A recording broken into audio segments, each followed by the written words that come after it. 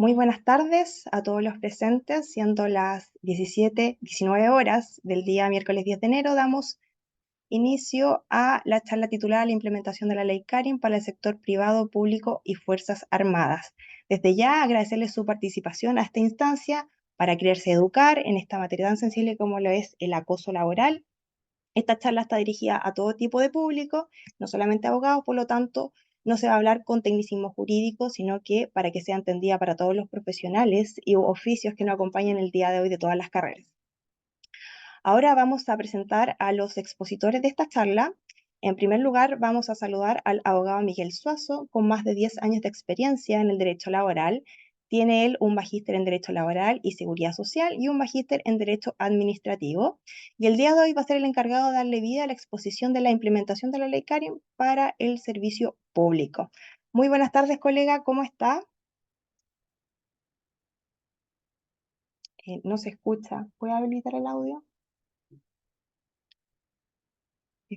Un segundo. ¿Ahí sí o no? Ahora sí. Ya, ¿Ahí me perfecto. escucha bien? Sí, perfecto. Muy buenas tardes, colega. Los saludo nuevamente. Hola, gusto saludar a la colega. Buenas tardes. Bueno, primero que todo agradecer, ¿no es cierto?, la invitación de poder participar en este conversatorio. Ya también aprovechar de saludar a todos los que se encuentran hoy día conectados en esta tarde. Y permítame también presentarla a usted, ¿no es cierto? Con la colega, bueno, Camila Palma, ¿cierto? Abogada, más de 4 años de experiencia en materia laboral, cuenta con un diplomado también en derecho del trabajo, defensora, ¿cierto?, de esta ley, participó activamente en la discusión y hoy día me imagino que estaba feliz y contenta por el resultado y la promulgación. Así que Así es. también agradecer su participación y bueno, y tendrá el honor de dar inicio a este conversatorio. Así que feliz. Así es, colega. Muchas gracias. Ahora vamos a hablar sobre el cronograma que va a tener esta actividad. En primer lugar, durante toda la charla los micrófonos van a estar silenciados para que así no nos desconcentremos a ninguno de los asistentes. Se va a partir primero con la charla de la implementación en el sector privado, luego en el sector público y después de terminada la charla te va a dar un espacio de preguntas que van a poder escribir en el chat. Las instrucciones son que antes que indiquen ustedes la pregunta que ustedes tienen, nos señale si la pregunta va dirigida hacia el sector público o hacia el sector privado. Y solamente se van a responder preguntas relacionadas con el tema que hoy día nos convoca, que es el acoso laboral en su máxima plenitud. Y esta información se va a volver a reiterar al final de la charla para los asistentes que lleguen atrasados. Sin más, damos inicio a esta charla. Y vamos a partir señalando por qué se llama Ley Karin, quién es Karin Salgado. Eh, Karin Salgado es una TENS del Hospital de Chillán que en noviembre del 2019 se suicidó a causa de conductas de acoso laboral grave y antes de morir ella dejó un escrito manifestando la angustia que ella sufría por este acoso laboral.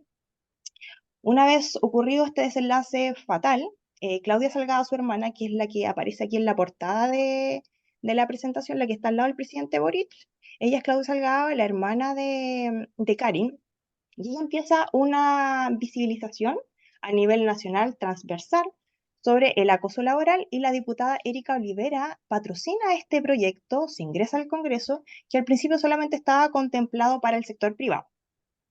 Después de tocar muchas puertas, Claudia Salgado se logra patrocinar por el Ejecutivo y así incluye al sector privado y al sector público. Aquí es muy importante mencionar por qué es importante que el Ejecutivo lo patrocine. Voy a colocar como ejemplo dos leyes, por ejemplo la ley 40 horas y la ley sobre conciliación de la vida familiar y laboral que se promulgó en diciembre del año pasado, hace muy poquito. Estas leyes no fueron patrocinadas por el Ejecutivo, por lo tanto solamente incluyen al sector privado. Entonces, por eso que es súper importante de que los proyectos, si bien se demoren un poquito más, pero sí salgan con el patrocinio del Ejecutivo para que así no se discrimine ningún sector. Ya, ahora vamos a hablar de lleno los cambios que trae en el Código del Trabajo esta ley. En primer lugar, incorpora la perspectiva de género como principio de las relaciones laborales. Se modifica el artículo 2 del Código del Trabajo, estableciendo ahora que las relaciones laborales deberán siempre fundamentar su trato de libre de violencia, compatible con la dignidad de la persona y con la perspectiva de género. Esto implica que el empleador tiene que adoptar las medidas tendientes a promover la igualdad y a erradicar la discriminación basada en dicho motivo. Esto genera la necesidad de establecer políticas de promoción, de ascensos, de concursos internos, contrataciones, entre otras cosas, para que así no exista esta discriminación que es demasiado histórica contra las mujeres. Ahora vamos a hablar sobre el acoso laboral, em, una palabra que llama bastante la atención y que hace un cambio importante en la ley. Es de que actualmente, y antes de esta ley, el acoso laboral exigía una agresión u hostigamiento reiterado. Es una palabra clave, puesto que hoy en día, con la nueva ley, la ley Karen, también se manifiesta que sea por una sola vez ocurrido un hecho, ¿ya? Esto es súper importante de mencionar y de detallar y de desmenuzar, por la razón de que esta ley no es, por ejemplo, que si mi empleador me habló fuerte un día, yo voy a ir a tribunales a denunciar este acoso, no porque un día mi empleador me dejó sin almuerzo o sin horario de colación, voy a ir a acusar al tribunal por conductas de acoso. No, esto va encaminado particularmente a agresiones graves. Coloco como ejemplo, eh, fiesta de fin de año de la empresa y mi jefe se propasa conmigo realizando conductas de connotación sexual hacia mí. Esa es una conducta grave que es ocurrida por una sola vez y que merece que yo vaya a tribunales a manifestar este acoso, ¿ya? ¿Por qué es importante esto? Y aquí voy a hablar un poco sobre la prueba en cuanto a por qué hoy en día, lo que pasa es que una cosa es la ley y otra cosa muy distinta es la ponderación que le va a dar el juez el día de mañana en tribunales. Hoy en día, por ejemplo, tenemos las constancias laborales, pero las constancias laborales bien hechas. ¿Con qué me refiero a esto? No es lo mismo, por ejemplo, colocar en una constancia laboral, Juanito Pérez hoy día me insultó, a colocar Juanito Pérez hoy día, 10 de enero, siendo las 13 horas, me encontraba en mi lugar de trabajo, llegó a interrumpir una reunión, me sacó de ella, me encerró en su oficina, me insultó, me gritoneó, me hizo sentir humillada, amenazada. Eso me causa crisis de pánico, no me deja dormir en la noche, insomnio, etcétera. Estas constancias laborales tienen que ser lo más detallada posible para darle emocionalidad al relato, ya para que así sea creíble después y pueda ser usado en una potencial demanda como prueba el día de mañana, ¿ya? También tenemos las investigaciones por la inspección del trabajo, la mutual, tenemos los correos institucionales que tienen que ser respaldados al correo personal porque si a ti te despiden hoy día, ese correo ya fue borrado hace 2 días atrás. Entonces, si tenías información importante, no la vas a poder rescatar, ¿ya? Tenemos los testigos, los chats de WhatsApp, los registros de llamadas. Siempre hay que respaldarlos, sacarles capturas de pantalla y respaldarlo a nuestro correo porque el día de mañana también podemos perder el celular, por ejemplo. Los testigos también son importantes. Si hay antiguos trabajadores que sufrieron acoso, siempre mantener como esta relación, no perder el contacto, porque el día de mañana también nos puede servir como testigo en nuestro juicio. Y aún así, con todas esas pruebas que nosotros podemos recopilar, ya es difícil probar un acoso. Entonces, no vaya a tribunal solamente por un hecho, salvo que sea grave y que tenga cómo probar, ¿ya? Ahora vamos a hablar sobre el concepto de violencia en el trabajo, que incorpora el Código del Trabajo con esta ley Karim. Se agrega que es toda conducta contraria a las relaciones laborales, definiéndola como aquella ejercida por terceros ajenos a la relación laboral, entendiéndose por tal aquellas conductas que afecten a las trabajadores y trabajadoras con ocasión de la prestación de servicios por parte de clientes, proveedores, usuarios u otros. La implicancia de este nuevo concepto radica en el reconocimiento de las conductas que el empleador debe ocuparse de prevenir y evitar en el establecimiento, produciendo que normen los comportamientos de los clientes. Por ejemplo, si en un spam eh, llega algún usuario que no es atendido y que te trata a la funcionaria de mala forma, o simplemente un cliente tuvo un mal día y se descarga con la persona que lo está atendiendo. Viene a normar esto y que actualmente y nunca ha estado normado.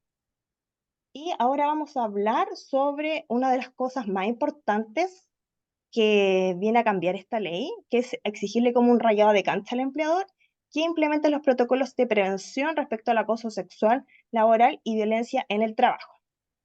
¿Qué tiene que incorporar este protocolo? En primer lugar, la identificación de los peligros y evaluación de los riesgos. Aquí, por ejemplo, podría citar eh, los trabajos que realizan en las construcciones y que de a poco han ido sumando mujeres. Si bien siempre he conocido de que los trabajos de construcción, los hombres son buenos para piropear, y por ejemplo aquí podría haber un foco o un peligro potencial acoso, ¿ya? Entonces, como de ese tipo de trabajos, como que el empleador se tiene que preocupar aún más de implementar estos protocolos, de capacitar a los trabajadores. En segundo lugar, tenemos las medidas para prevenir y controlar tales riesgos. En tercer lugar, las medidas para informar y capacitar adecuadamente a los trabajadores que les mencionaba recién. Número 4, las medidas para prevenir el acoso laboral, sexual y violencia en el trabajo, conforme a la naturaleza de los servicios prestados y al funcionamiento del establecimiento o empresa. Número 5, en relación a los procedimientos de investigación de acoso laboral y sexual, las medidas de resguardo de la privacidad y la honra de todos los involucrados, las medidas frente a las denuncias inconsistentes en esta materia, porque si yo voy a hacer una acusación falsa, si me están acosando, igual no es como por así nomás y no voy a recibir ninguna sanción. Siempre hay que ser, o si va a hacer una denuncia, tiene que ser responsablemente y hacerse cargo de esa denuncia, ¿ya? Porque después también le van a afectar las consecuencias. Ahora vamos a hablar sobre de la investigación y sanción del acoso. Eh, Aquí el acoso sexual laboral o violencia en el trabajo, antes solamente se podía hacer una denuncia por escrito. Hoy en día la ley contempla que se puede hacer la denuncia también de manera verbal, siempre que conste en un acta y esa acta sea firmada por el trabajador y se le entregue una copia. Y recibida la denuncia, esta deberá el empleador de manera inmediata adoptar las medidas de resguardo necesarias. Por ejemplo, separar los espacios, eh, si los dos trabajan en el mismo piso, a uno mandarlo al segundo o al tercer piso, cambiarle el turno, a uno mandarlo con teletrabajo, el otro que quede de forma presencial. Entonces, eso es súper importante. Después, los plazos. Si la denuncia es presentada en la empresa, el empleador dispondrá de la realización de una investigación interna con el plazo de 30 días, o de lo contrario, si es que el empleador no quiere realizar esa investigación, puede remitir los antecedentes a la inspección del trabajo de la jurisdicción que corresponda. Y esta investigación deberá constar por escrito y llevada en estricta reserva y garantizar que ambas partes sean oídas. Ya. Aquí es importante en el proyecto, el trabajador designado como fiscal para la investigación tenía fuero. Lamentablemente la ley no se sacó con ese fuero. Era una especie como de fuero sindical que se quería para resguardar a este trabajador que va a hacer las veces de fiscal, pero lamentablemente no salió así este proyecto. La persona que tiene que hacer las veces de fiscal se sugiere que ojalá cuente con formación en materias de acoso, género o derechos fundamentales. Y las conclusiones de la investigación deberán contener las medidas correctivas que adoptará el empleador dentro de los días siguientes. Ya.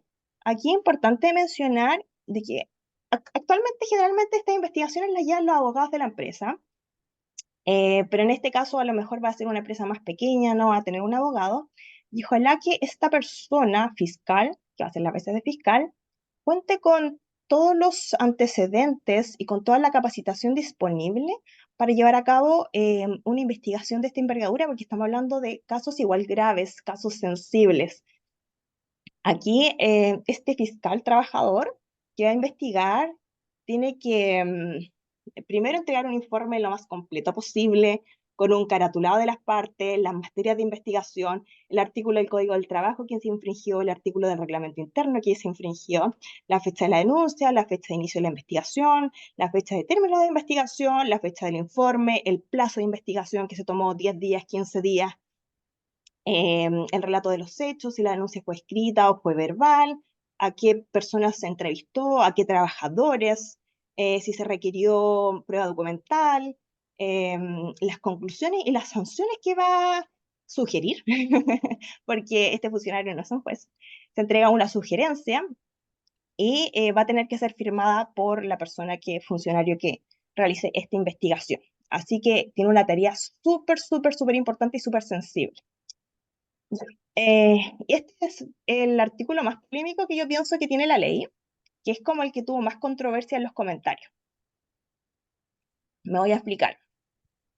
El trabajador despedido por acoso, que después de una investigación es despedido, deberá demostrar en juicio que no realizó tal conducta. Ya, la mayoría de los comentarios cuando se publicó esta ley era como, pucha, súper fácil el empleador despedir a un trabajador sin las indemnizaciones correspondientes, solamente con su feriado legal proporcional, y se va a juicio y con 3 testigos comprueba sus dichos, su causal en este caso, perdón. No es tan así, ¿ya? Tenemos que partir de la base de que cuando a ti te entregan tu carta de despido, en esa carta tiene que ir invocada la causal por la cual te despiden y también tiene que estar incluido los motivos. O sea, en tal fecha lo amonesté, en tal fecha lo amonesté otra vez, en tal fecha se citó a la inspección del trabajo, y así una suma de cosas de que constituyen y que engloban esta causal grave por la cual te están despidiendo. También esta conducta tiene que estar plasmada en el reglamento de orden, higiene y seguridad, tiene que estar en el protocolo, ahora también que se tiene que implementar con esta ley. Por lo tanto, no es tan fácil despedir a un trabajador para que en ningún momento ustedes se sientan pasados a llevar como trabajadores, que es súper fácil despedirlo y que el empleador te despida sin ningún peso, ¿ya? Así que en ese lado, por favor, quédense tranquilos. Esta ley es muy pro trabajador. Ahora, para terminar ya mi exponencia, les voy a hablar sobre las recomendaciones que esta abogada puede recomendar. Que primero hay que preparar los protocolos de prevención de conductas de acoso laboral, sexual y violencia en el trabajo. Hay que actualizar los procedimientos de investigación, hay que difundir, comunicar, hay que capacitar y para así prevenir todo este tipo de sucesos que ojalá no ocurrieran nunca. Así que ahora los dejo con la exponencia del sector público a cargo del abogado Miguel Suárez. Gracias, colega. A ver, yo quiero partir haciendo ciertos alcances respecto a esta ley y su aplicación en el sector público.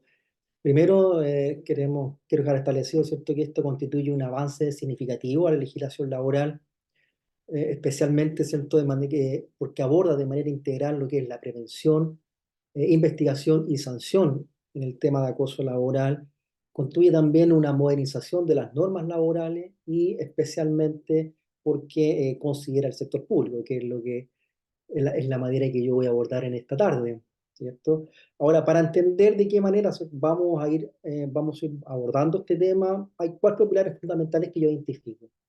El primer pilar fundamental, ¿cierto?, es el rol que cumple el Estado frente a estas materias de acoso laboral, sexual y violencia en el trabajo.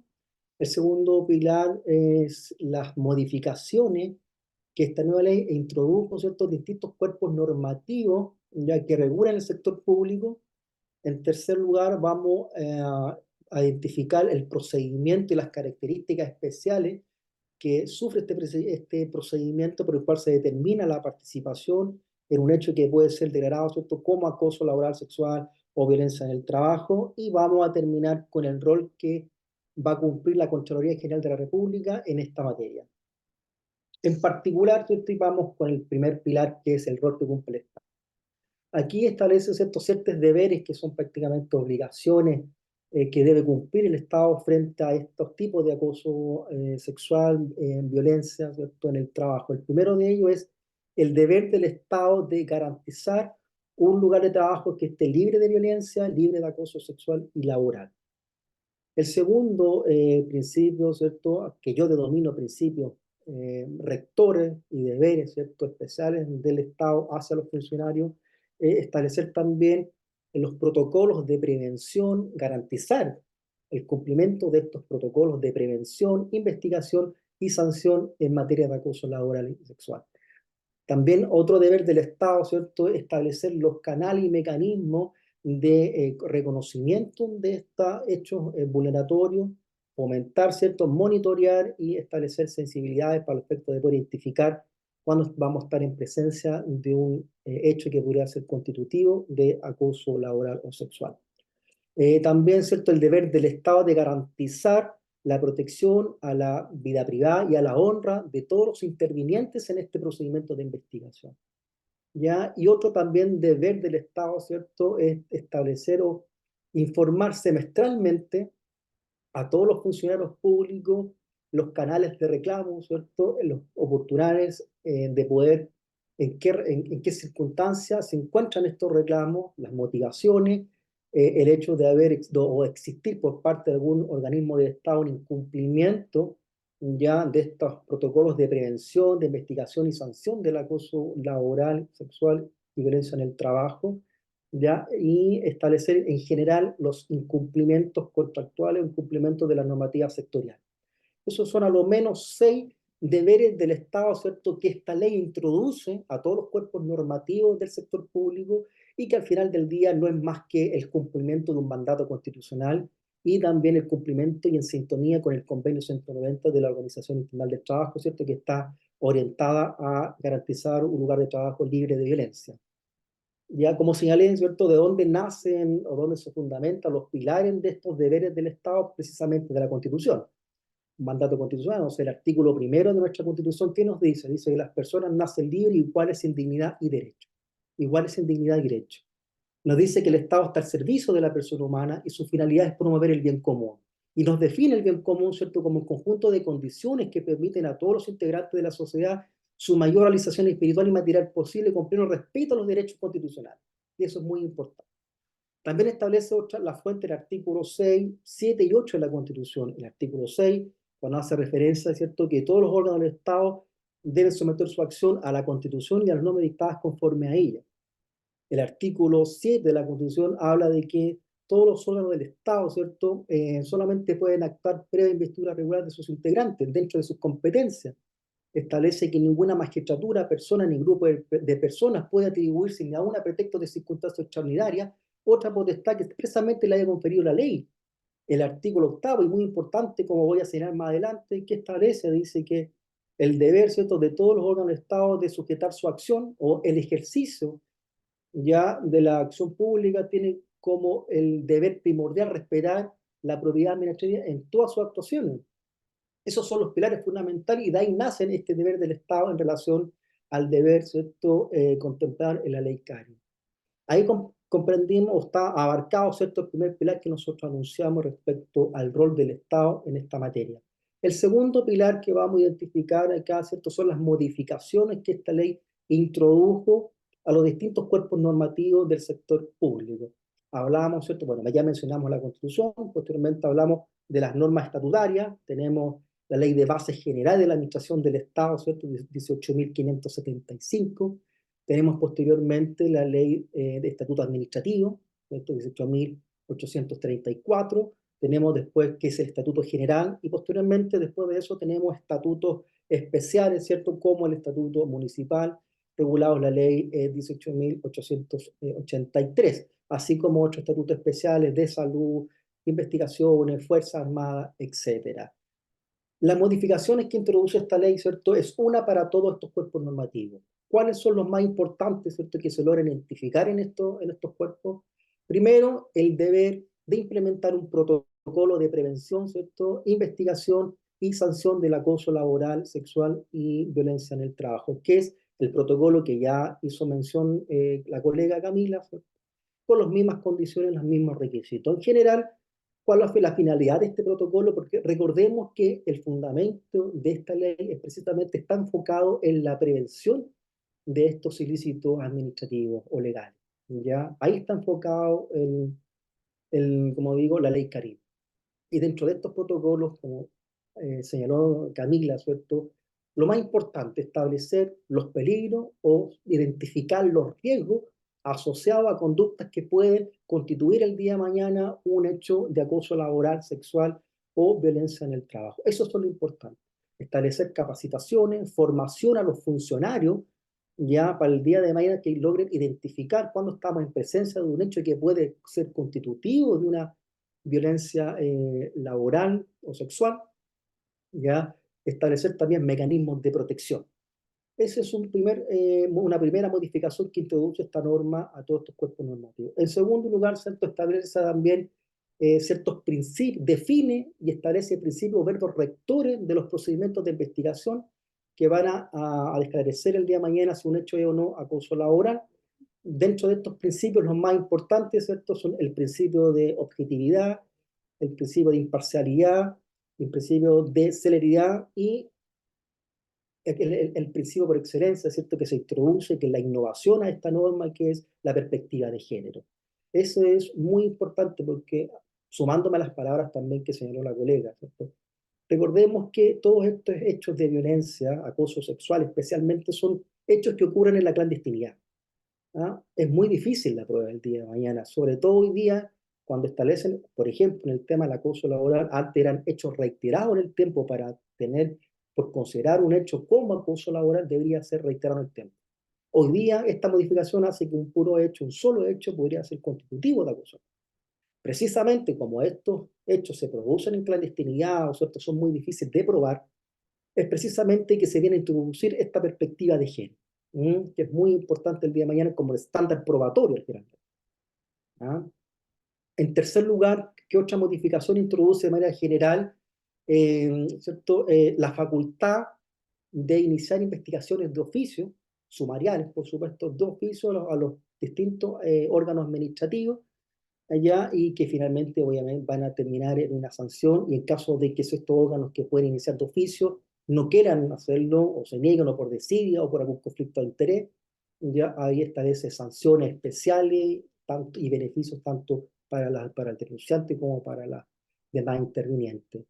En tercer o cuarto lugar también establece ciertas capacitaciones y capacidades, entrega, ¿cierto?, a los alcaldes, por ejemplo, y a los concejales, el deber, como ya señalé, de investigar y sancionar, y a su vez también la facultad de investigar de oficio, y establece una causal de destitución tanto del alcalde como de los concejales y los funcionarios que tengan calidad de jefatura y que dependan directamente del alcalde, ¿cierto? Que esa es una innovación, porque, como voy a señalar más adelante, el ilícito de acoso laboral y sexual hoy día se entiende como una infracción grave a la probidad administrativa. Son esos tres pilares fundamentales respecto a las modificaciones que esta ley introduce a los distintos cuerpos normativos. En tercer lugar, tenemos el procedimiento y sus características. Para poder comprender, ¿cierto?, el procedimiento, cuando nosotros hablamos de procedimiento nos referimos, no sé, si hay personal público, ¿cierto?, del sector público, va a entender al tiro, el procedimiento por excelencia es el sumario administrativo, ¿ya? Esta formalidad, ¿cierto?, de determinar hechos a consecuencia de una investigación. Pero para poder comprender eso, debemos ser presente de que todo funcionario público debe cumplir con tiene derechos, deberes y obligaciones.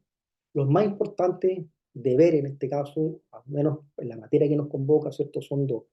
El respeto restricto a la probidad administrativa y el deber de denunciar cuando tenga conocimiento de hechos que pueden constituir una infracción, una falta o un delito.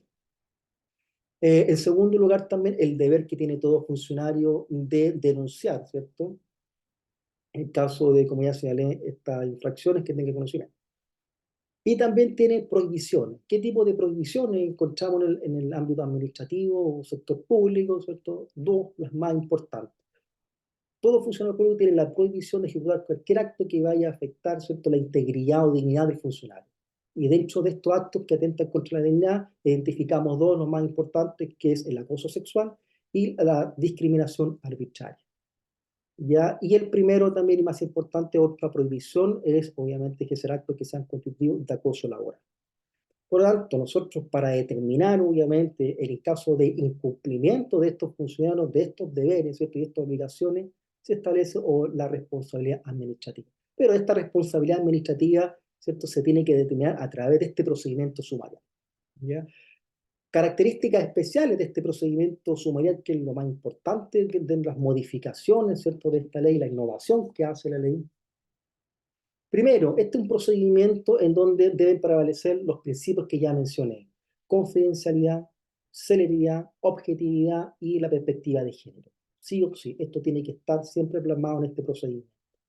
En segundo lugar, ¿cierto?, en este procedimiento, aquí el fiscal no puede ser cualquier persona. El funcionario que sea nombrado por la autoridad administrativa como investigador o fiscal en estos procedimientos sumariales debe ser obviamente un funcionario que tenga la formación en materia de violencia, en materia de acoso laboral, acoso sexual y especialmente en materia de derechos fundamentales. Eso es lo primero. Otra característica también importante de este sumario especial frente a la situación de acoso, ¿cierto?, es las medidas de protección. Aquí se establecen numerosas medidas de protección de la víctima, en este caso, que es el denunciante en estos procedimientos sumariales. Hoy día, ¿cierto?, una vez que se inicia una denuncia, este funcionario le queda a la autoridad administrativa prohibido ya de ser sujeto, sometido a una suspensión, a una destitución del cargo, incluso hasta 90 días posterior al término de esta investigación sumaria. También, ¿cierto?, tiene el derecho este funcionario denunciante a no ser trasladado o a ser trasladado de localidad o cambio de funciones, pero siempre que sea con el consentimiento por escrito del funcionario denunciante. También tiene otro derecho muy especial, que él, el mismo denunciante, pedir el traslado, ¿cierto?, o el cambio de funciones, especialmente cuando el denunciado sea su superior jerárquico. Otro principio, otra medida de protección que tiene también, ¿cierto?, tener también derechos, por ejemplo, a unas anotaciones de mérito, cuando el denunciante, ¿cierto?, o se puede identificar que los hechos que sirven de fundamento a la denuncia causaron un perjuicio patrimonial. Imagínense lo importante que es, ¿cierto?, para los funcionarios públicos tener notas de mérito, las calificaciones. ¿Ya? Eso es muy importante. Esto, como le digo, son medidas de protección básicas y mínimas innovadoras que tiene la víctima, que anteriormente, frente a una investigación de esta naturaleza, no existían y existían represalias. Los que son funcionarios públicos pueden entender a lo que me refiero. En tercer lugar, también tenemos, ¿cierto?, otra finalidad de estos procedimientos es que la víctima, ¿cierto?, cuando denuncia, tiene derecho a participar en este sumario administrativo, tiene derecho a aportar antecedentes como prueba a este sumario, tiene también derecho, ¿cierto?, a conocer los antecedentes una vez, por supuesto, notificada la formulación de cargo, y tiene también derecho el día de mañana, cuando se conoce la resolución, a poder recurrir de esta resolución si es desfavorable ante la Contraloría General de la República a través de un recurso especial que es el recurso de legalidad contemplado en el artículo 60 del Estatuto Administrativo.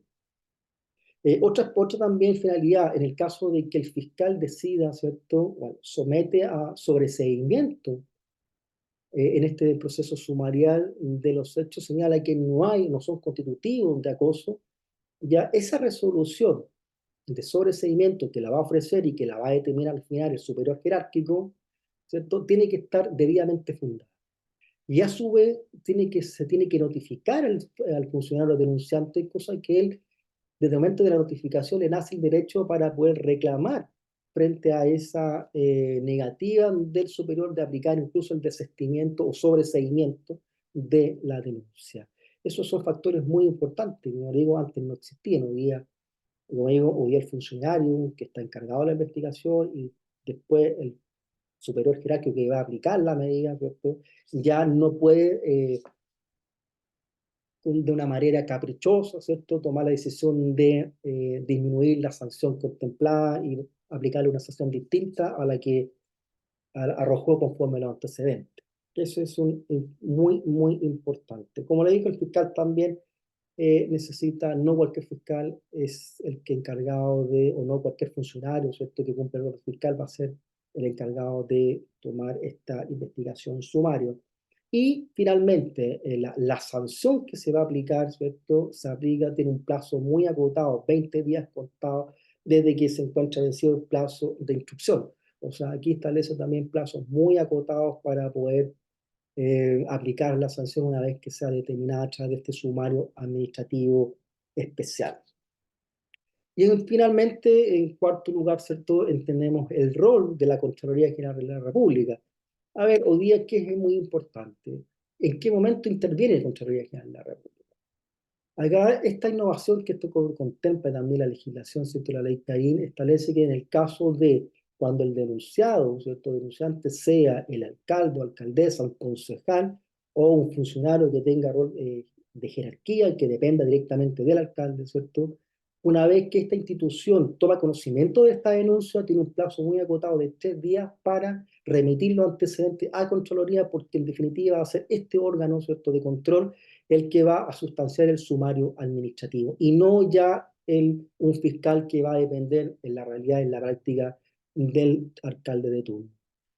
Y finalmente, ¿cierto? Una vez que se determina la responsabilidad de los hechos del funcionario o los hechos denunciados son constitutivos de acoso laboral, sexual o actos de violencia en el trabajo, aquí establece una novedad también la norma. ¿Por qué? Porque este requerimiento, si bien esta sanción o esta infracción, hoy día con esta nueva legislación, constituye una infracción grave a la prueba administrativa y por ende es una causal de destitución, que en definitiva califica en la falta de la probidad administrativa es, en este caso de los alcaldes, el Tribunal Electoral.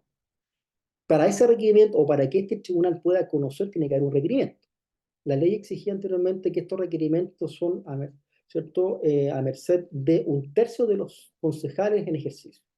Hoy día con esta modificación establece que solamente bastará un solo concejal para que pueda remitir este antecedente y requerir ante este tribunal competente la determinación o la calificación de una falta de probidad y por ende la destitución del alcalde de turno en ejercicio de turno. Así que eso es importante. Con todos estos antecedentes, como digo, la innovación a esta ley es importantísima ya que moderniza la legislación laboral, moderniza también normas sectoriales, ¿cierto? Y establece obviamente garantías fundamentales que todos los funcionarios públicos sabemos que deberían existir y que no tenían antes de esta ley. Así que bueno, esa es mi participación y espero que esto les haya gustado. Gracias, colega, por su exposición. Ahora vamos a dar paso a las preguntas para que puedan realizar por el chat. Va a quedar abierto el chat por aproximadamente 5 minutos para que nosotros después de eso vamos a copiar las preguntas en un Word y las vamos a ir respondiendo, pimponeando en las del sector público, yo las del sector privado. Así que hacemos una breve pausa de 5 minutos y volvemos y retomamos. Eso.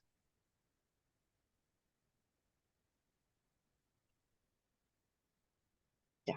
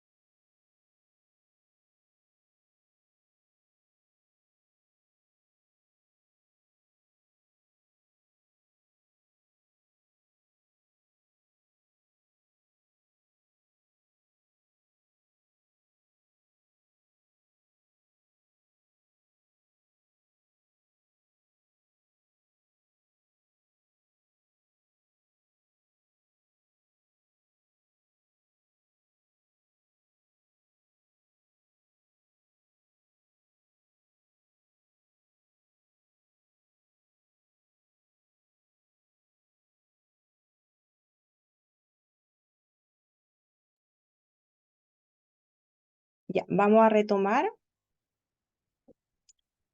Don Miguel Suazo está por ahí. Ya, active el audio, colega, para poder comenzar.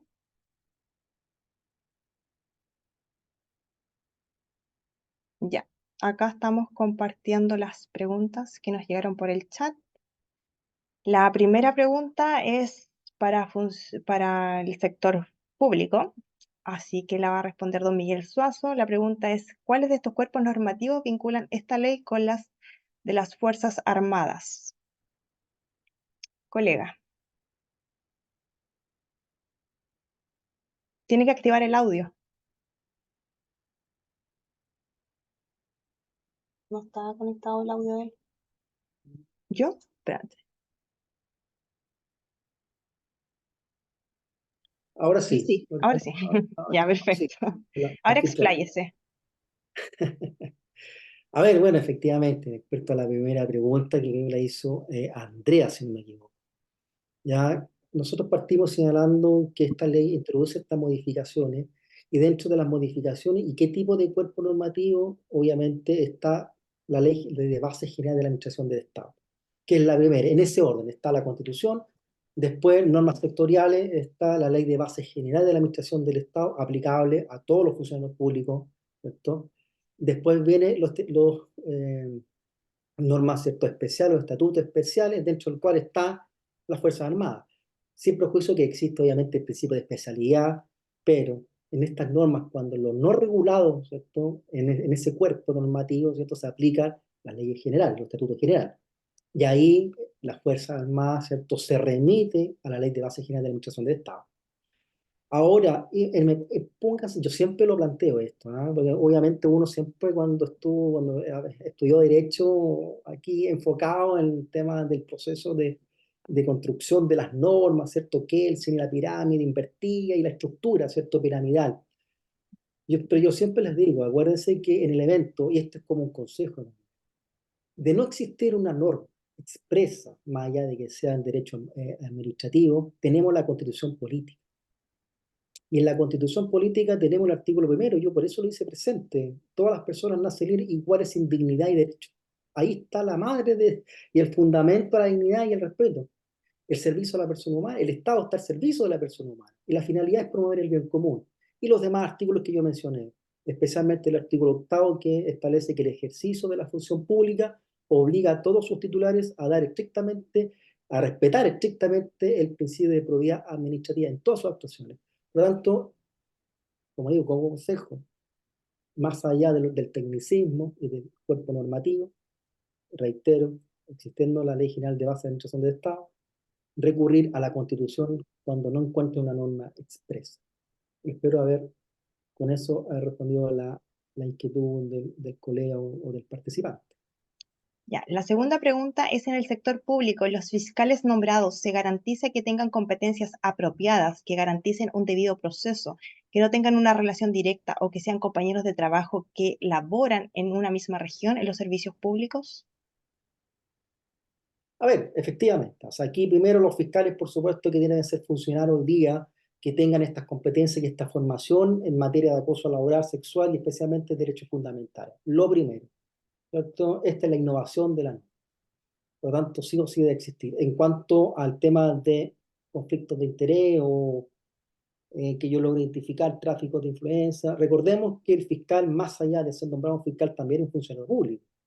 Y como funcionario público tiene que el deber de respetar estrictamente el principio de probidad administrativa. ¿Y qué consiste la probidad administrativa? En el fondo, ejercer un cargo o función de manera leal, honesta, correcta, con prescindencia del interés público por sobre el privado.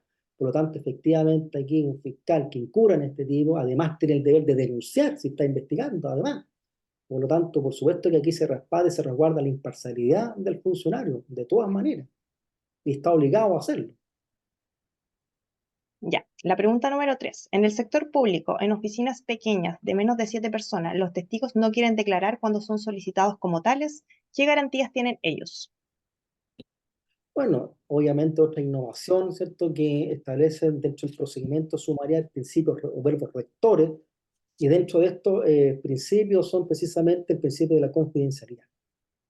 Por lo tanto, ¿cierto? El funcionario o el testigo tiene sí, de partida un funcionario público, insisto, tiene el deber de denunciar y participar, aportar en el proceso, porque si no está incurriendo en el cumplimiento de su deber legal. Además, obviamente va a estar resguardado porque la ley establece que ese testigo o esa persona que va a participar en este procedimiento va a participar en un procedimiento que se va a tener que respetar todos estos principios, especialmente de la objetividad y la confidencialidad. Por lo tanto, sí o sí, uno va a tener que participar y además va a estar resguardado 100% en cuanto a su identidad o los efectos que pueda provocar. Y además, recordemos que hay medidas de protección precisamente hoy día para todos los denunciantes intervinientes. La ley habla de denunciantes y los intervinientes. Y cuando se refiere a intervinientes, hablamos de los testigos en este procedimiento. Por lo tanto, así, al final del día, si usted me pregunta a mí, ¿sí? Entre nosotros, ¿ah? Si usted me pregunta y existe alguna situación, un conflicto entre las partes, yo voy a ser testigo, o sea, el primero que vaya a declarar voy a ser yo, porque voy a quedar protegido como una especie de tutela de indemnidad para el funcionario público. Así que ahí tiene hay un resquicio ahí en caso de algún funcionario, si quiere, que los desvinculen, tiene temor de eso, que sirva como testigo. Yo lo insto a que vayan a declarar y ser testigos porque van a quedar resguardados el día de mañana. Los que tienen temor de ser desvinculados por alguna situación especial. Ya, la segunda pregunta es para el sector privado. La voy a responder yo. Buenas tardes, muchas gracias por la instancia. Tengo algunas dudas, principalmente para el sector privado. Hay un periodo de transición desde la fecha de promulgación de la ley para que las empresas realicen sus protocolos de acoso laboral. Es decir, ¿cuánto tiempo tienen las empresas para realizar un protocolo? Es recomendable incluir a los trabajadores en la elaboración del protocolo, incorporar sus opiniones, ideas, etcétera, para generar sentido de permanencia y buena recepción de este. El fiscal debe ser un trabajador de la empresa o puede ser un consultor externo imparcial. Y la última pregunta, ¿debe necesariamente participar un abogado en la elaboración del protocolo o puede ser otro profesional con conocimiento de la ley y formación de acoso laboral? Ya, aquí varias cosas. La ley Karen se promulgó el 5 de enero, que fue el viernes de la semana pasada, pero aún no está publicada en el diario oficial. Eso es súper importante. Una vez que esté publicada en el diario oficial, comienza a correr el periodo de implementación de esta ley y de la aplicación de esta ley, que viene a ser 6 meses después, ¿ya? La Superintendencia de Seguridad Social, mediante una norma de carácter general, entregará las directrices para las entidades administradoras, es decir, las mutuales, quienes van a ser las encargadas de ejecutar el protocolo. Y el reglamento, y hay un reglamento que va a ser dictado por el Ministerio del Trabajo y también la Inspección del Trabajo se va a pronunciar respecto a ello y va a establecer las directrices que se deben ajustar a la investigación de estas investigaciones de acoso laboral, sexual y violencia en el trabajo. La siguiente pregunta es, o sea, claramente se descarta el tema de que los trabajadores se incluyan en la elaboración de este protocolo, porque lo van a hacer las mutuales, el protocolo, ¿ya? Incorporar ideas, opiniones, no, porque lo van a hacer las mutuales. Cuando dice el fiscal debe ser un trabajador de la empresa o puede ser un consultor externo imparcial. La verdad que la ley solamente menciona que ojalá que la persona que haga las veces de fiscal tenga conocimiento en leyes de vulneración de derechos fundamentales, perspectiva de género, etcétera, pero no dice particularmente si tiene que ser alguien de la empresa o no. Al mencionar trabajador, se imagina que sí, que tiene que ser un funcionario de la misma empresa. Y con respecto si debe necesariamente participar un abogado en la elaboración del protocolo o no, como ya lo mencioné, van a ser las mutuales quienes van a ser las encargadas de llevar a cabo ese proceso. Después, José Luis Sánchez. En el sector público, la ley contempla considerar las resoluciones emitidas por las mutualidades de seguridad que han catalogado los maltratos y acoso laboral como enfermedades profesionales y que no fueron considerados por el empleador. A ver, José Luis, sí, de todas maneras. A ver, aquí en el tema de la investigación sumarial, ¿cierto? Hay amplia libertad de prueba, en principio. ¿Ya? Por lo tanto, por supuesto que va a ser muy importante si existe una calificación de un órgano competente en materia de integridad física y psíquica. De todas maneras, de hecho, incluso la ley se remite a estos prestadores en el evento de acompañar a las víctimas en este proceso de investigación, ¿ya? Y en el futuro a través de asesoramiento y psicólogo especialmente. Por lo tanto, a tu consulta, de todas maneras. La siguiente pregunta es si podemos compartir la ley. Mira, la voy a compartir por el chat para que la puedas descargar al tiro. Dame un segundo. Mm, mm,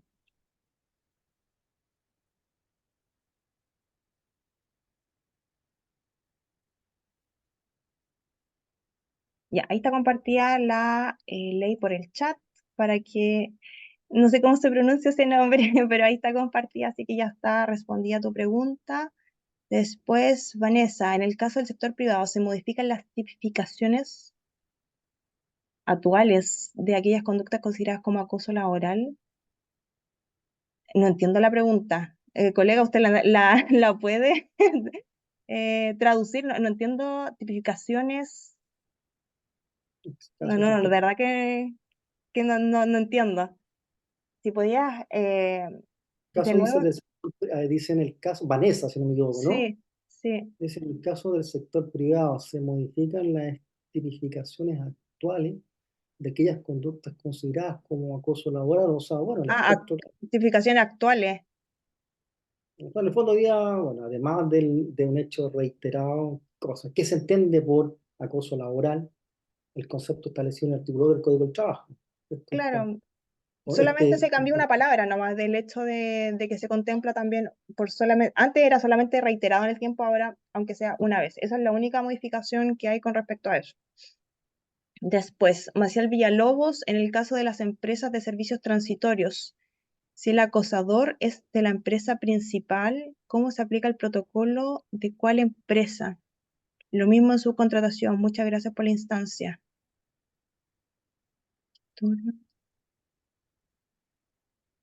Principal.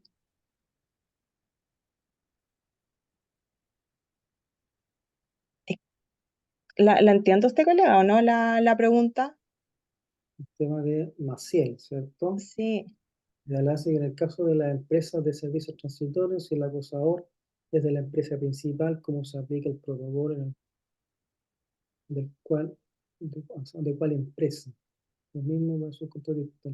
A ver, lo importante aquí, que por supuesto que, aunque sean mandantes, empresa principal, ya obviamente todos están sujetos, por supuesto, al cumplimiento de la normativa laboral.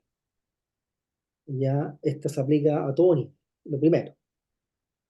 El tema de la responsabilidad solidaria subsidiaria que aplica en el derecho privado. Recordemos que, ¿cierto?, en ciertas condiciones el mandante va a ser responsable también por los actos que ejecute no solamente su empleador directo, sino también el trabajador de la empresa principal o el trabajador de la empresa transitoria.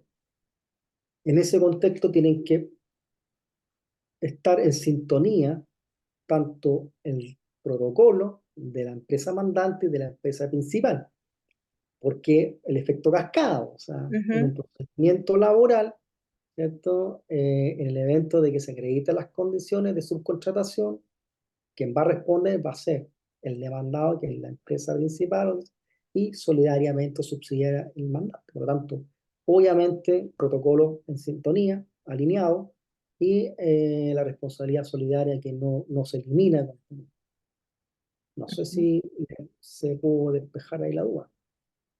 Después, José Luis Sánchez. En el sector público existe una institución que sancionará o dará visto bueno a los protocolos realizados por cada servicio en temas de acoso laboral o sexual, o será a discreción de cada servicio público. Déjame, porque no veo aquí la pregunta. Dice, a ver, ¿cuál fue la de José Luis? En el sector público, en una instancia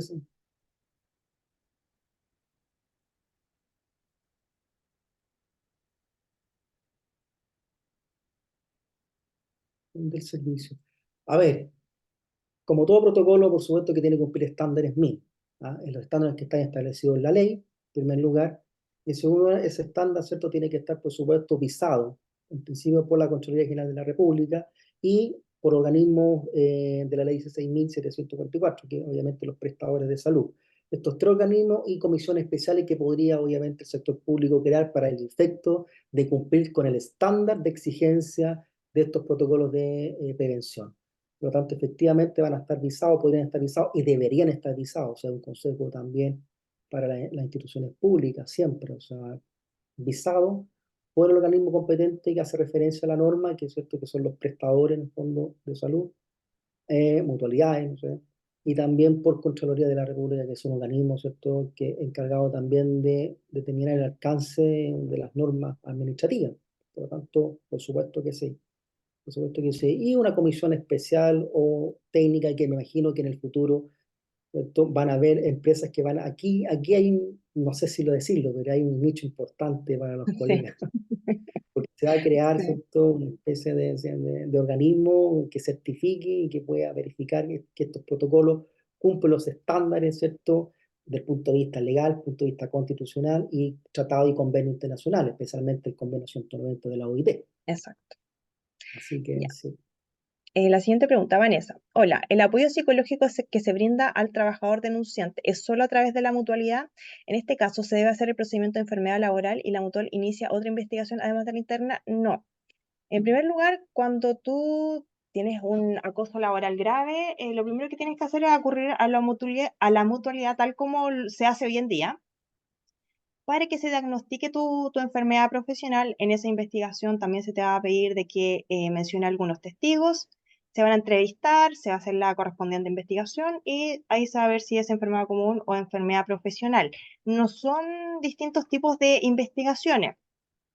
Aquí hoy en día tenemos las investigaciones que hace la empresa, las investigaciones que hace la inspección y las investigaciones que hacen las mutualidades. Puede ser de que una persona, un trabajador que se vea agobiado por algún acoso, por ejemplo, denuncia a la inspección y denuncie a la mutual, y puede ser de que la mutual diga si es enfermedad profesional y la inspección puede decir de que no, aquí no existe vulneración de derechos fundamentales. A mí me ha pasado, ¿ya? Por eso que te lo digo.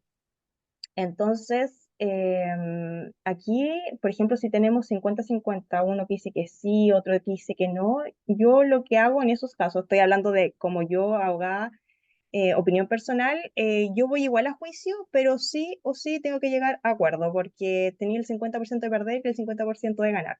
Entonces, ante esa disyuntiva, mejor lleguemos a acuerdo y cerremos en una conciliación. Así que eso. Jorge Contreras, en el ámbito público, si se llega a una tutela laboral, el empleador, que es el empleador de ambos funcionarios, tanto del acosador como del acosado, caen en una tremenda asimetría de trato. No sé, a ver, que la, la tutela laboral, bueno, obviamente la va a interponer la víctima en este caso, que fue objeto, ¿cierto?, de un acoso laboral, sexual o violencia en el trabajo. Demanda a su empleador, que es el organismo administrativo pertinente. Obviamente voy a ser, no sé si abogado del diablo, pero precisamente el estándar de exigencia hoy día para los procedimientos administrativos, o sea, están elevadísimos.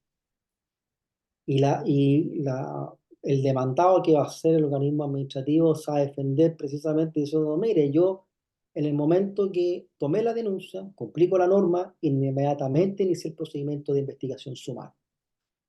Investigación sumaria que por lo demás la lleva un tercero, que es el fiscal, con las competencias pertinentes. Por lo tanto, yo no veo ahí la especie de asimetría de trato, porque al final, como le digo, el demandado, que es el organismo público, se va a defender de esa manera, diciendo: yo no soy responsable. O si lo soy, bueno, eso se va a tener que identificar en el procedimiento administrativo. ¿De qué manera? ¿De qué manera? Porque va a estar afinado un procedimiento administrativo, va a estar con las conclusiones. De hecho, me imagino que a lo mejor ya está incluso a través de los recursos realizados por Contraloría. Por lo tanto, desde el punto de vista de la defensa de la municipalidad o del organismo público, se hizo bien la pega, se cumplió con el estándar de la norma, no debería ser condenado por la vulneración de derechos fundamentales. No debería, pero es un tema subjetivo, porque al final del día es distinto el estándar probatorio en materia laboral, ¿cierto? Es distinto que en otra rama. Aquí opera el principio prooperario, el principio de realidad, ya, por lo tanto, la perspectiva de género, que también hoy día la aplica a los jueces laborales, ¿no? Pero más allá de eso, me digo, va a depender mucho de un hecho sé, circunstancial, un supuesto fáctico que se va a tener que resolver en su oportunidad. Y ahí no sé cuál será, obviamente, si va a poder prosperar una tutela laboral. O sea, va a depender mucho de cómo el organismo afinó el sumario. No sé si respondí, porque Ujú. más que una pregunta, era como una especie de opinión ahí Sí, sí, también de hecho más del abajo vienen colega o como, del más que funcionario. preguntas, vienen como opiniones. Sí, Sí, pero José está Luis bien, pues Sánchez sí. dice, bajo esta ley se podrá denunciar situaciones anteriores ocurridas y que fueron avaladas como enfermedades profesionales por las mutuales de seguridad. Las leyes no son retroactivas, son como para adelante. Entonces, desde ese entonces comienza a regir esta ley, ¿ya? Lely señala, el tema es la capacitación idónea para los funcionarios que designan como fiscal en el área pública. Eso es como un comentario. Jorge Contreras, ¿es finalmente el empleador con su aparato jurídico a disposición termina defendiendo al acosador denunciado para no pagar daño moral, por ejemplo? Sin embargo, el funcionario acosado, víctima, tiene que solventar sus propios gastos judiciales. No sé si es una pregunta o un comentario. Em, los abogados hoy en día, o sea, me incluyo, voy a hablar por mí, se cobra por juicio ganado, no se cobra nada antes. Así que eso. José Luis Sánchez, disculpe, la presentación realizada puede ser compartida con nosotros y enviada a nuestro correo electrónico. Sí, por supuesto. Va a ser compartido el PowerPoint entre los asistentes y también se les va a mandar el link de la charla gratuita grabada. Ya va a ser subida a YouTube y ahí se va a enviar el link. Em, Jorge Contreras, ¿qué se ha pensado al respecto? No sé, queda como al respecto aquí.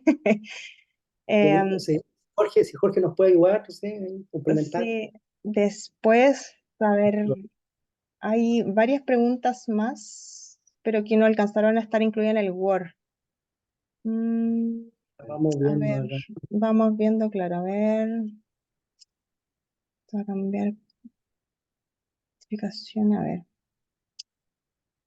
¿Qué consejo?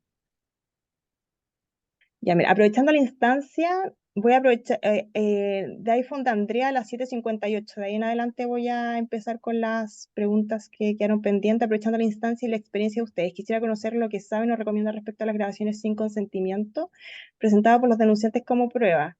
Em, la verdad que a mí me ha ido súper mal presentando grabaciones de conversaciones, así que ahí hay una coalición de derechos, así que por lo menos en mi experiencia personal, la verdad que me ha ido mal, así que prefiero siempre como que si vivencias alguna experiencia de acoso, dejarlo plasmado lo más detallado posible en una constancia laboral que está en el portal de la Dirección del Trabajo. No sé usted, colega, cómo le ha ido con, con sus grabaciones. A ver, es que bueno, en materia aquí, claro, en materia laboral, hoy día los jueces son, la mayoría de los jueces laborales están rechazando por impertinencia, infracción de garantías constitucionales, el aportar una grabación, especialmente, ¿cierto?, que no ha sido consentida ni conocida por las partes o por los intervinientes. Más allá de la discusión de fondo, si esta expectativa de privacidad, ¿cierto? Que la discusión, porque nace, recuerdo hace un tiempo atrás, un fallo, un juicio entre Banco SI, ¿se acuerda? Con los trabajadores del Sí, sindicato, fue y muy ahí nace el conocida. fundamento de Sí. esta, de la pregunta de fondo es, ¿esta grabación rompe o no rompe esa expectativa de privacidad para grabar? Yo ahí, por ahí va la defensa, o sea, yo cuando alego y aporto estos antecedentes, porque hoy día, insisto, es muy complejo el escenario, para sobre todo en estas materias, cómo yo pruebo un hecho que generalmente ocurre en la clandestinidad. Yo ahí le doy una vuelta, yo creo que en el futuro se van a permitir precisamente con la innovación de esta norma, porque Ujú. recordemos el género aquí, La perspectiva de género, el convenio 190 pero OIT, se precisa, podría ir por ahí claro, negociar un poco exactamente, o insistir nuevamente. así Pero es, yo insisto que si está la grabación y si puedes dejar la constancia laboral, mejor la constancia laboral. Obviamente se pueden incorporar las dos, pero por si acaso si te va mal con una, ojalá tener la otra, ¿ya? así Después, Ceci Vázquez, podría subirlo nuevamente, se me había olvidado apretar Enter, ya por eso que no se había mandado la ley, pero ya está subida, ya está incorporada al chat. Después, ¿existe un listado de conductas de acoso sexual? No, no existe un listado, pero sí está la descripción en el Código del Trabajo, en el artículo 2, de qué es el acoso.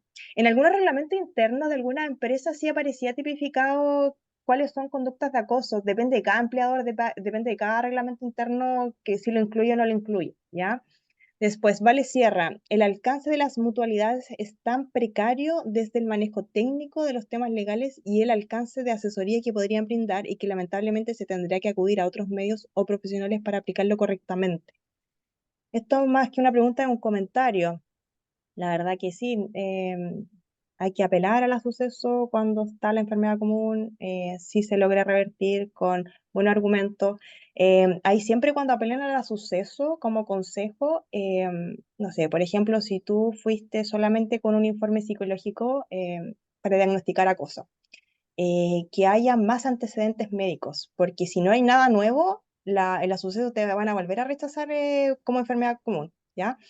Así que incorporar nuevos antecedentes si es que se quiere revertir ese diagnóstico de enfermedad común. No Seguimos. hay, Estimada Camila, dígame, colega, que quería incluir. sí, es que no hay nadie que trabaje en la mutual, en alguna mutualidad aquí. ¿Aquí, Espero, presente? espero que no. Pero sí, en parte yo como, comparto los dichos. ¿Sí? Hoy Ya. día es complejo el tema lidiar con la mutualidad. Porque claro, las calificaciones, no, es un tema ahí. Sí, aquí están los comentarios, pero hay muchas mutualidades que consideran enfermedad común, sí, lamentablemente. Por eso en ese, es que, a ver, es un cuchillo de doble filo, o sea, sigue la investigación como vulneración de derechos fundamentales, la inspección, te vas de una y aseguras así, o también puedes encontrarte como, claro, que la mutualidad te va a decir enfermedad común y ahí como chuta, no vas a poder demandar la enfermedad profesional más adelante.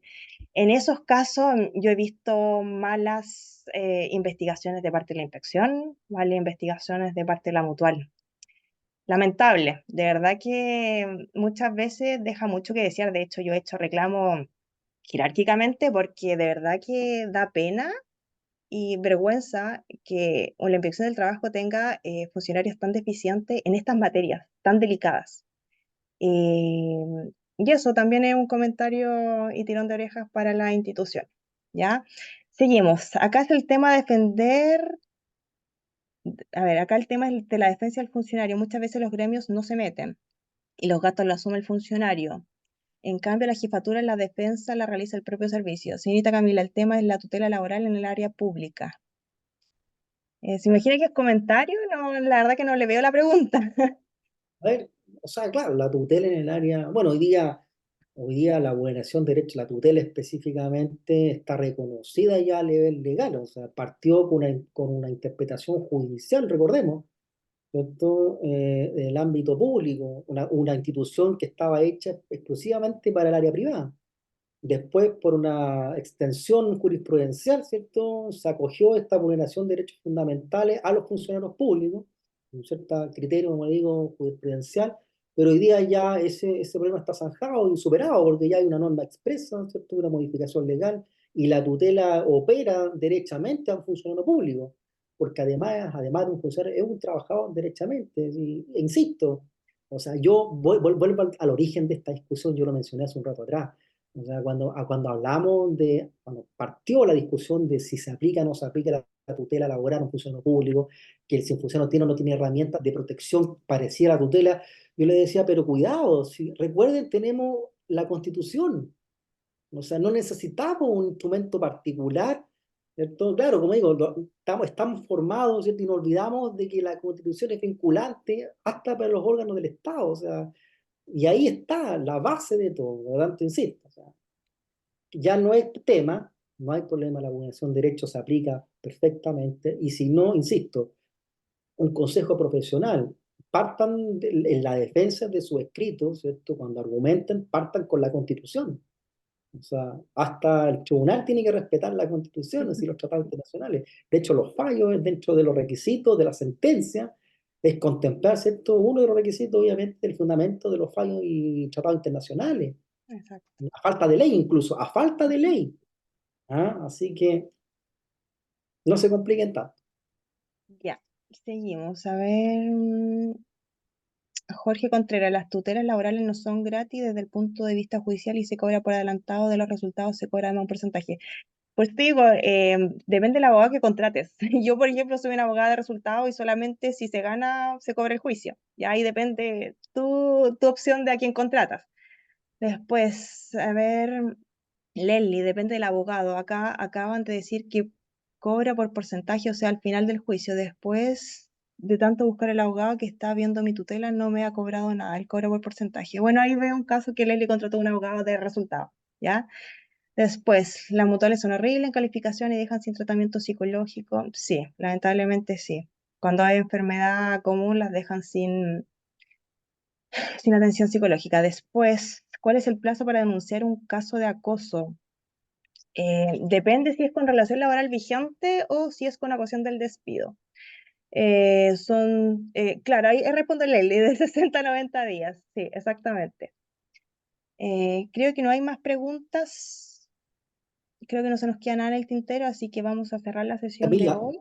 Dígame. sí, ahí, sí, ahí también, ojo, ya con los plazos importantes, más allá del plazo máximo, ¿no es cierto? 60 con un tope de 90. También el tema de cuando hay la tutela de indemnidad, o sea, estos informes, hay fallos hoy día, esto que están con recursos de unificación, en donde de cuándo se encuentra el plazo de los 60 días de caducidad. ¿Ya? Y ha dicho los tribunales superiores y la Suprema en este caso también que en los casos, por ejemplo, de investigaciones de estos informes que practica la inspección del trabajo. ¿Ya? Porque claro, uno se encuentra en la práctica con esta barrera de decir, chuta, hay un informe pendiente, ¿cierto? No está entregado o incluso me autodespedí y hay un informe pendiente. Un caso particular, me autodespido, ¿cierto? Por vulneración de derechos fundamentales, pero está pendiente en la inspección del trabajo el informe de investigación. ¿Qué hago? ¿Desde cuándo cuento el plazo? ¿Desde la fecha de autodespido? ¿Ah? ¿O de la fecha que sale el informe que ratifica que efectivamente se constataron o se constatan ciertos hechos vulneratorios, de represalias, no sé?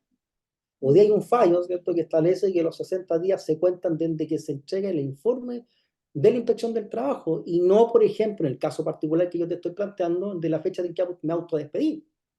Ojo con eso también, que es un bonito fallo. Ya, vamos a cerrar la sesión de hoy. Muchas gracias a los asistentes por su paciencia, por quedarse hasta el final.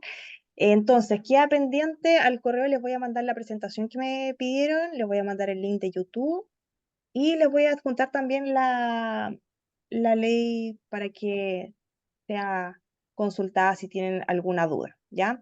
Así que gracias, me despido y nos vemos en una próxima oportunidad. Hasta luego a todos. Muchas gracias, también hasta luego a todos, que estén muy bien.